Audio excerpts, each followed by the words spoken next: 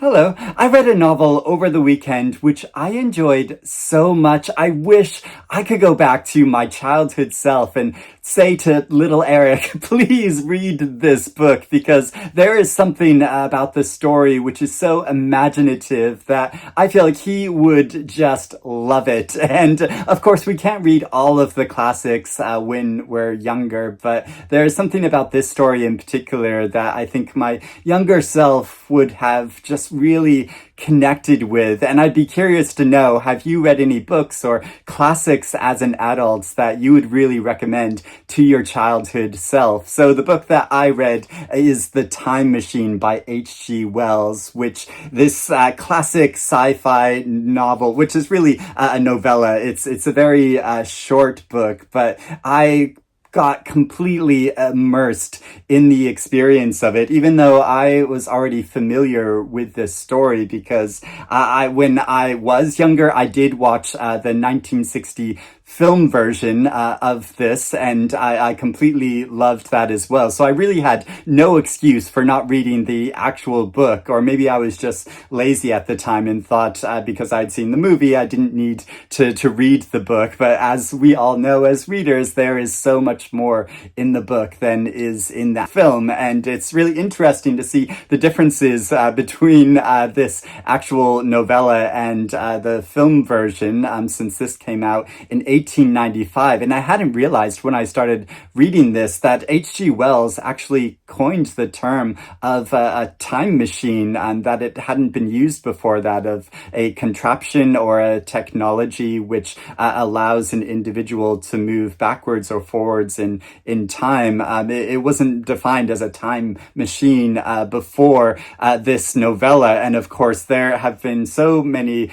stories and films about time machines since then. And I was partly inspired to read this book because I'd read a couple of books recently to do with time and with the evolution of humanity. So there's On the Calculation of Volume, which is more a time loop story than a time travel story, but still got me really into this geeky interest in kind of issues to do with time again. But also this novel Under the Eye of the Big Bird, which considers the changes in humanity and human destiny, the destiny of human race over a long span of time. And I've made separate videos about both of these books. But yeah, it inspired me to go back to the source material, or one of the source materials of this investigation into time travel, both in a literal way of this kind of fantastical story of a man who's only referred to as the time traveler in this novella, and how he travels over 800,000 years into the future to spy what happens to humanity, and how at first he thinks he finds a utopia where human beings they've sort of shrunk and just become very beautiful, and everyone is very young, but they live in this leisurely state where they just play and relax and enjoy themselves all day, rather than having to work to support themselves and to build up a larger society. And so in this way, H.G. Wells remarks how true communism has been achieved, and that's one of the marked differences between this novel and the 1960 film, where in that 1960 film, I think because of the politics of the era, the word communism is not used in that film at all. I think that would have been slightly triggering for the time. And so the time traveler believes that he has found this utopia, but then he discovers the dark side of it. And there are kind of two aspects to the dark side of the evolution of the human race in this way, both that people have become so idle that all of the great achievements of civilization have just kind of fallen by the wayside. At one point, he encounters a library where all of the books have just turned to dust because nobody is interested in reading anymore. Nobody has any motivation to do anything except to just relax and play and enjoy life. But then we learned that this race of small humans, small beautiful humans that wear colorful clothing and live on the surface of the earth, that is only one side of humanity, that the human race has also evolved to a different form who dwell underneath the earth and have grown a lot of hair, that they're more kind of like monkeys and have all this white fur on them, and live underground and are very secretive, and we learn what happens, the interaction between these two different humans that have evolved over hundreds of thousands of years. And H.G. Wells uses this as a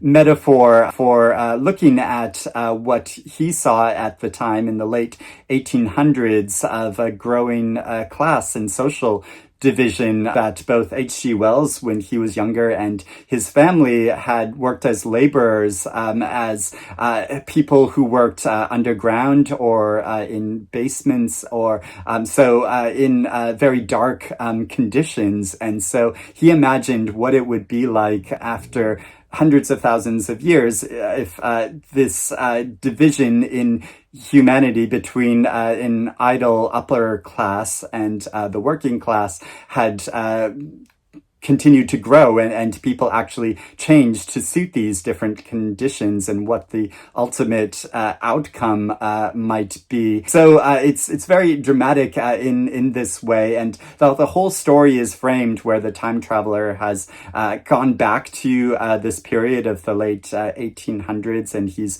talking with a number of friends and colleagues of his, and no one is given names. They're all just identified by their professions, and the story is narrated by a friend of his, but the bulk of the story is made up of the time traveler's narration as he is telling his friends about his experience of going into the future. And naturally, a lot of his friends don't actually believe that this happened, although he's able to produce two flowers from his pocket, which they aren't able to identify as any flowers that actually exist. And so it follows his story in this way of traveling so far into the future. And then something the 1960 film doesn't cover as well is towards the end of the book, he goes even further into the future to witness the ultimate fate of our planet, and at a time when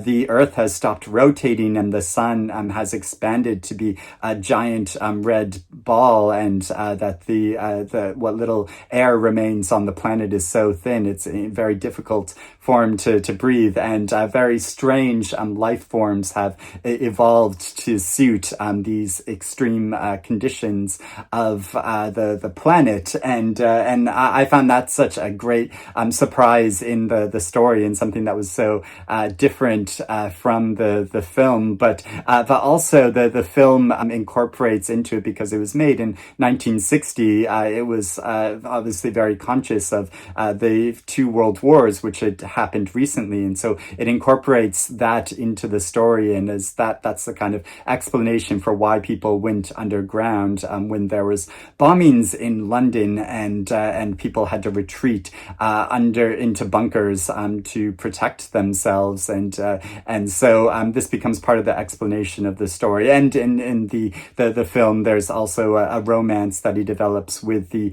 Eloy of the future, of a woman that he saves from drowning, which called Weena, who also appears in this story, but it's not really so much a romance in this story. It's more a sweet companionship that he strikes up with this character of Weena, because she and all the other Eloy are much smaller people, but also, I think that's not really the aim of H.G. Wells Beatles story, but in the film version, of course, they made it a more romantic version, and I just loved this film when I was younger, and the idea of time travel and going into the future,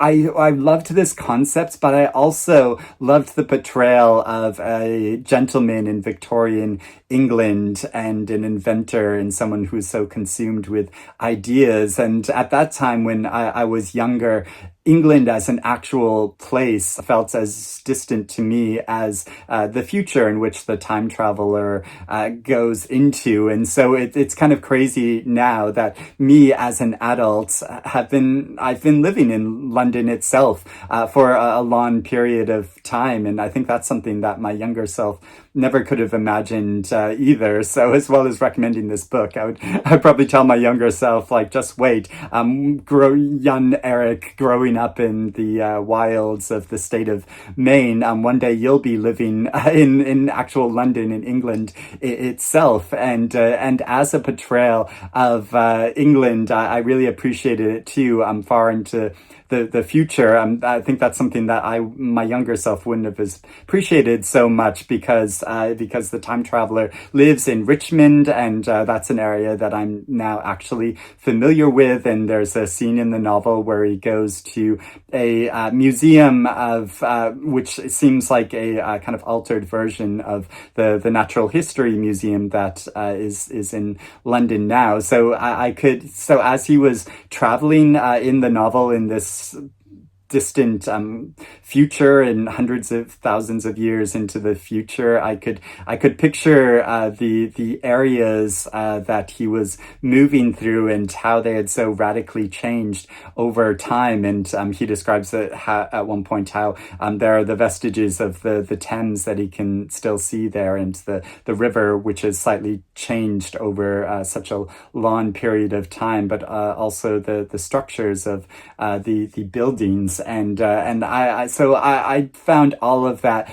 such a pleasurable experience that I just completely fell for this novel, even though it feels like slightly a cynical look at humanity, that people, if they don't have the motivation to support themselves and actually work for a living, that they will just become idle and really and stupid, basically. That the Eloi, they're beautiful but incredibly stupid, that and also have no human empathy. So where there's the scene where he rescues Weena from the river, and everyone is just, all of the other Eloi are just watching as she is about to drown, because just life itself doesn't feel like it has any intrinsic meaning for them beyond their own immediate lives. And so it's I think it's quite a cynical look at the future of humanity, but at the same time, H.G. Wells opens up all these avenues of thinking about society and life and where we are going as humans, that I found such a pleasure to read. And now as an adult, I much more appreciate books like these, which I think have a bit meatier thought to them. And that's not to say H.G. Wells' book is simplistic, but he did write it in his late 20s, and when later in his life, when he wrote a new introduction to it, that he kind of saw it as like an effort of his childhood, rather than so I think he saw that there were slight flaws in it, but at the same time, I think there is a imaginative spirit to this story which has persisted throughout time, and that I'm sure still inspires so many young people. I wish I'd read it when I was younger to be inspired by it in this way. And it's obviously inspired so many other stories and ways of thinking about life and the eventual paths that the human race might take in the future. This is just such an absolute pleasure to read. And I'd love to know if you have I've read this book, but also that question of, are there any books that you would recommend to your childhood self? I think that's really interesting to think about, and not in a mournful way of like, oh, if only I'd read all these books when I was younger, because of course, we don't have time to read all of the books, but yeah, it's just a fun exercise to think about. So I hope you're doing well and reading good things, and I will speak to you again soon. Bye bye.